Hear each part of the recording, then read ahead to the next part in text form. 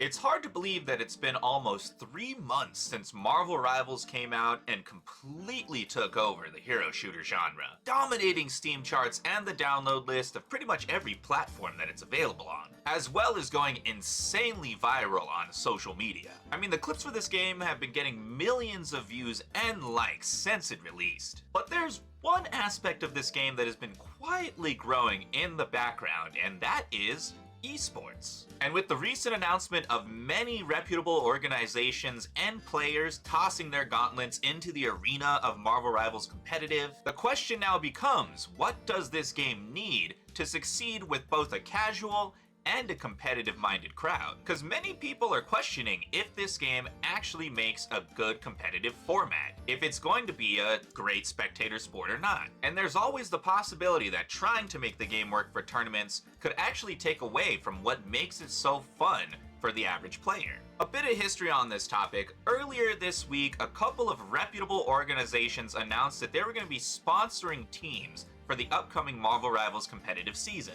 Among these were insanely notable brands like Luminosity, 100 Thieves, Fnatic.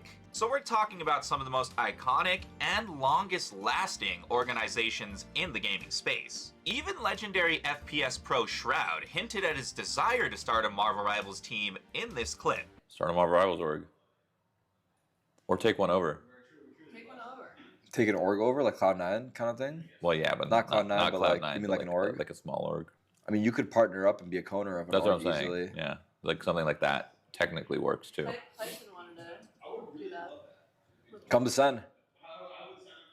We can get a Marvel Rivals team. We may or may not have had a meeting. Shush! And not too long after that leak of a possible collab with Sentinels, their CEO confirmed that they had had the talk with Shroud in this clip. You're saying is Shroud continuing to perpetuate the Marvel Rivals. Oh yeah, did you see the leaks? He said that he said that there was a conversation, and then that's really all he said. There's a conversation. He said there was a conversation, and that he wants to have a more active role in it. So yeah, I just texted Yoni. I go, hey, let's try and figure this out. So it's, you would be open to having a Sentinels Marvel Rivals team kind of run by Shroud? Yes. Damn, that's pretty exciting. Because Marvel Rivals is popping off. I don't know how long it'll stay, you know, as hot as it is right now, but it's definitely the big, a big prospect right now. You know, I will say from my staff barometer of what games they get into and play a lot, right? Like, they all play Marvel Rivals. Right? Everyone's playing Marvel Rivals right now. Shroud later ran a charity stream with the promise that if a certain donation threshold was met, that he would create a Marvel Rivals team, and that threshold was completely blown away. The 21,500 donation to St. Jude's. I think we got an org. We got an org. We got an org on our hands. We got an org. I don't know what to call it. Oh, God. Silence in the court. To any esports team that has reached out to us in the past week, because I know you guys have been hearing talks of an org. At this point, it is happening. Send emails, send messages, whatever you got, we will respond. Let's try to make this thing happen. Let's start up a Marvel Rivals team. I don't know what we're gonna call it yet. I don't know what it's gonna be. Let's see if we can make it happen. And on the day of this recording, after a few weeks from the initial clip, Shroud has officially announced that he has found his players, he has found his organization, and they're just drawing up the paperwork at this point. You ever gonna make that team? I have technically signed, not officially signed, I have technically, formally, and verbally have a agreement with a Marvel Rivals team. As it stands right now, I do. The only problem is we're working up the contract to have it in writing, so hopefully that doesn't change magically. Like they just decide to do something else. Team name? I have no clue. In the midst of all of this happening, NetEase, the developers of Marvel Rivals, announced their commitment to this game for the next 10 years and beyond. Now this raises some obvious questions on how to balance a hero shooter long term. If we're looking at similar games like League of Legends, they have what I like to call character overload. And this has led to them putting many characters behind a paywall, which, as bad as that sounds, means that most players won't waste their time with the worst characters. With the current release schedule of one new hero every 6 weeks, we'll be looking at about 80 heroes by the decade anniversary of Marvel Rivals, and some have proposed expanding hero bans into casual lobbies at some point, or maybe even vaulting some heroes seasonally. In my opinion, that's a bridge the developers should worry about when they finally get to it, and most likely they'll just slow down the release schedule to one hero per season at some point. But for now, these hero additions are a large part of what keeps the casual community so invested, and they're also what prevent competitive metas from becoming stagnant. The overall point of this is that NetEase is putting money and time into growing their esports from the ground up, and as long as they keep it open and accessible, it'll grab real interest from any player who considers themselves of the level. And this is certainly evidenced by the fact that NetEase will be doubling the amount of team registrations for the next competitive season, as the current cap maxed out well before the deadline. And since it takes time to rank up, find good players that you synergize with, get sponsorships, there's no doubt that there's many more players who want to be a part of this tournament scene than spots there are available. And consider that these prize pools aren't even that big yet, less than 20,000 for the finals of the current series. Yet notable players from every genre of gaming have joined in on this phenomena. You got TimtheTatman and Ninja from Battle Royales, you got Shroud and other players from traditional FPS, you got Flats and a bunch of Overwatch players, and you even have people like GSM Void from the fighting game community, Evo champion of Dead Game Multiverses, by the way. This universal appeal has pushed Marvel Rivals to the forefront of gaming as a whole. But with all that, we've arrived at the most important question of this video.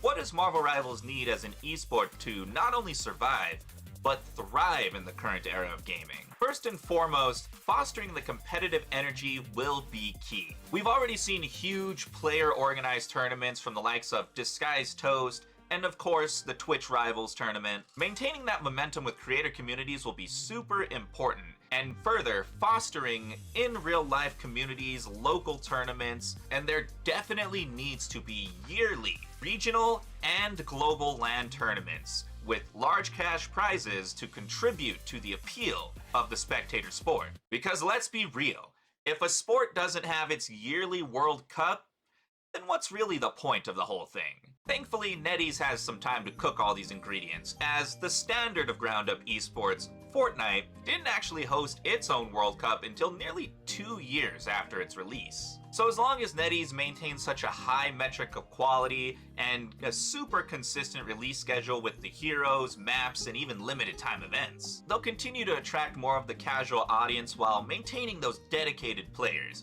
which will only lead to record profits. And I only mention profits because the biggest question of esports always is, how the hell do we pay for all this? We've seen the collapse of so many esports orgs, organizers, and even games over the past couple years, whether that be due to scandals or simply going broke, and the key aspects of a financially successful esports scene are pretty clear to me. NetEase and its partner organizations have to be taking the time to promote these tournaments much more aggressively, and also highlighting exceptional moments and players within the scene. Their focus should be on building hype for the big tournaments so that they can create the legendary moments that people reflect back on, building the legacy of Marvel Rivals as an esport. And above it all, player drama is the most underrated aspect of any sport. It's really what drives casual player interest. So telling the stories of the individual players and their journey from the bottom to the top is really what's going to invest people in seeing the outcomes of these tournaments and really caring who wins or loses. Second is going to be merchandise, and I'm going to borrow a couple of techniques from some other hugely successful games. First, every team on the pro circuit is going to need in-game skins on their main heroes, and part of those sales would go to a yearly pot at the global tournament. So think FaZe, 100 Thieves, Luminosity skins in-game, similar to COD or Dota. And by the way, this system has given Dota 2 the largest prize pool in esports multiple years in a row, in excess of $2 to $3 million every single time. Marvel Rivals also needs a creator code system similar to what Fortnite has, as this encourages amateur content creators to promote the games, the tournaments, and it also gives aspiring pro players a way for their community to support their grind to get to the top levels of play. These community-driven systems help to engage players with the cosmetics, and in my opinion, it's a large part of the reason that Fortnite makes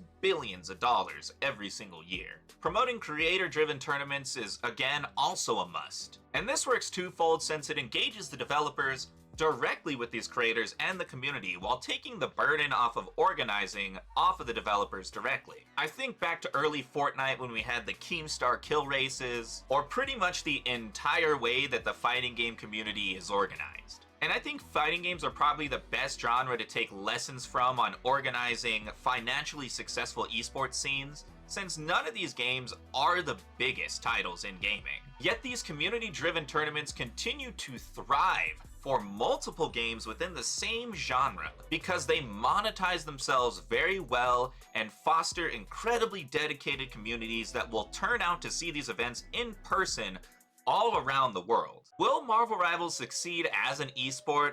That remains to be seen. But I want you to comment down below and tell me your thoughts. Do you think Marvel Rivals has what it takes to be a successful esport? Or are there some barriers that you think it won't be able to overcome? I've heard a lot of people talk about how it's very hard to read, how it's kind of hard to understand at a professional level. And I won't try to gaslight you. The difference between pro play and casual play is oceans. So I think with my future videos, I will do more to explain what separates great players from average players, where your focus should be in these games, what you should be looking for, fundamentals, things that will help you improve as a player, but also as a thinker within the hero shooter genre as a whole. If any of that interests you, be sure to subscribe. And maybe check out this video next to me. It's similar to that, not quite yet, but I will have something much more on point in the future.